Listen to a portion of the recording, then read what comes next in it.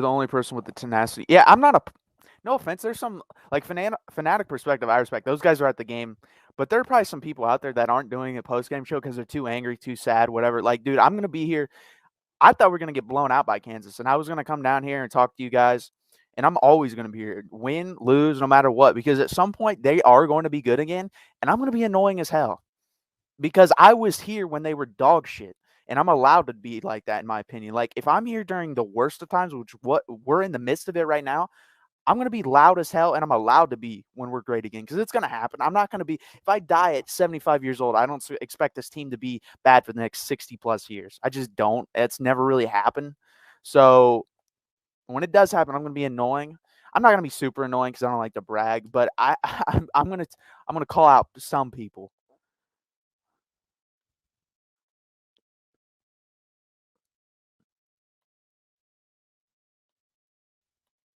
What does a Tex fan even say? We suck. That's what I say. We suck. Bijan get better, by the way. That was definitely a broken wrister for him. And all the people saying he's going to transfer, he's not going to transfer. If anything, I could 100% see him sitting out next year and just getting ready for the NFL draft. And he does that. He has my full support. Like, he committed to a dumpster fire, so I really don't care. Like, I love that guy. He cares. He's a good person. So do what you got to do, man. Even if he does transfer, like, whatever. But I mean, I don't think he's going to. I don't think Xavier Worthy's going to because he does care. Just go on his Twitter. Um, the, the numbers he's putting up, like, there's no point for him to transfer. If he continues to what he's doing, he's going to be a first-round NFL draft pick. So that doesn't make any sense to me. Really, the only reason you transfer is if you're homesick, one reason. Second reason, playing time, which both those guys are getting. And third reason, your team's struggling and you're not doing well. They don't meet really any of those criteria. So I don't see any of them transferring.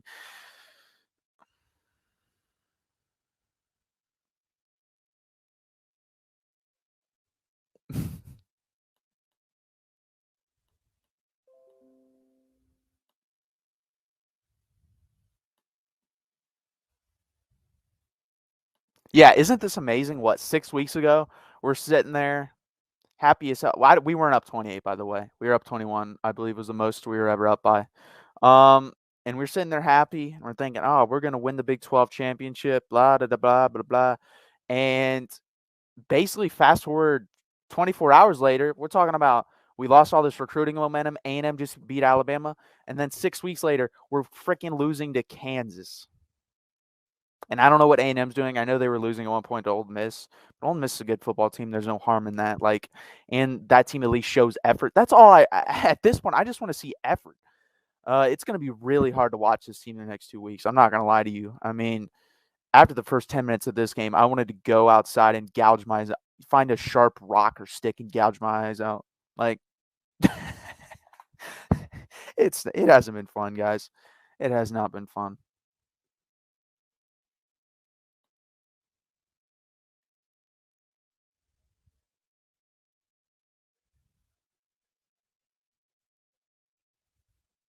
Decommits are coming. Possibly. I mean, it wouldn't shock me.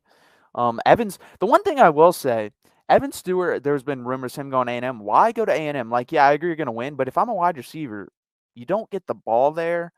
They haven't really had anyone drafted under Jimbo Fisher. He doesn't develop wide receivers very well, so I don't understand that move. I understand why you don't want to go to Florida or Texas, but dude, Bama wants you. Go to Bama. I really don't understand that. Like, if you're really stuck on a school like a Florida or Texas and they struggle, just go to the best school there is, which is Alabama or Ohio State. Like, you're guaranteed to be a first round draft pick with Evan Stewart's talent. So I really don't understand that. Why would you? He could literally sabotage himself by going to A&M and probably either transferring or being a third or fourth round draft pick when he comes out. That doesn't make any sense to me. But that's just my 2 cents.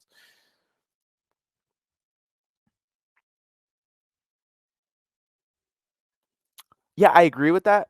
But the problem is the tackling is bad. Like, what is he doing tackling wise? That's him, man. Like, they've gotten worse from that. They haven't gotten better. They haven't stayed the same. That's the thing. If we took Chris's Ash's defense from last year and the tackling had just stayed the same, but other aspects have gotten worse because of the scheme change, I understand that. But tackling has gotten worse. That doesn't make any sense to me. So, and then some of the stuff he does, like he was playing two-eye safety on some of the stuff Kansas was doing when Kansas was just running it down our throat. Why are you running two-eye safety? That doesn't make any sense. Like, some of the stuff is just mind-blowing. That's my thing. There's some things I can't wrap my head around. and I can't really see the picture he's trying to paint as part of the problem. And he's never, that's another thing too, he doesn't allow himself to be interviewed, so I don't really know. It'd be interesting to ask, like, get in his head and figure out, like, what is your goal? What is your end goal for this team? What is this scheme supposed to look like? Why is it not looking like that now? Those are the questions I want answered. And unfortunately, Sark can't really or doesn't want to answer those, and PK is never up there to answer them. So 100%. You have to give it time. That's why I'm fine with finding one assistant coach in their first year, like a PK or a coordinator. I'm not fine with firing a coaching staff or even like 4 or 5 assistants or the head coach. That's just stupidity, especially in college. In the NFL, you can get away with that type of stuff. Do not do that in college.